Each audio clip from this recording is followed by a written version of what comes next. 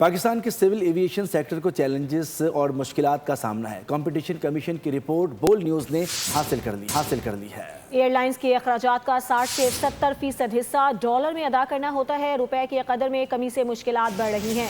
اسی پر بات کریں گے اپنے نمائندے عمر حیات سے۔ جی عمر۔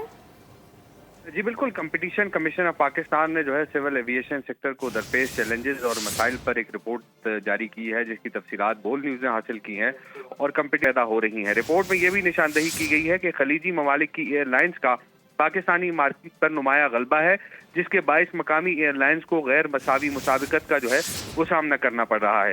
اس کے ساتھ ساتھ کمپٹیشن کمیشن کے مطابق امیگریشن اور بارڈر مینجمنٹ سسٹم میں تکنیکی مسائل بھی پروازوں میں تاخیر اور اضافی اخراجات کا باعث بن رہے ہیں۔ لاہور ایئرپورٹ پر برڈ سٹرائک کے خطرات، جبکہ مونسون کے دوران رن وے بند ہونے کی شکایات بھی سامنے آئی ہیں۔ اسی طرح ملتان، سیالکوٹ، پشاور اور فیصل آباد ایئرپورٹس پر بھی بنیادی انفراسٹرکچر کی کمی، پارکنگ سٹینڈز اور گیٹس کی محدود دستیابی بھی ایویشن سیکٹر کے لیے چیلنج بن چکی ہے۔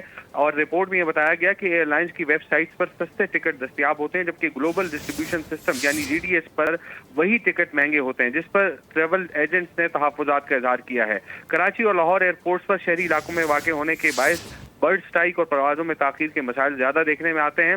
رپورٹ میں عالمی ایئر لائنز کی جانب سے پاکستان کو گرین ایویشن اور سسٹینیبل ایویشن فیول بنانے کی بھی تجویز دی گئی ہے۔ بہت شکریہ آپ کا عمر۔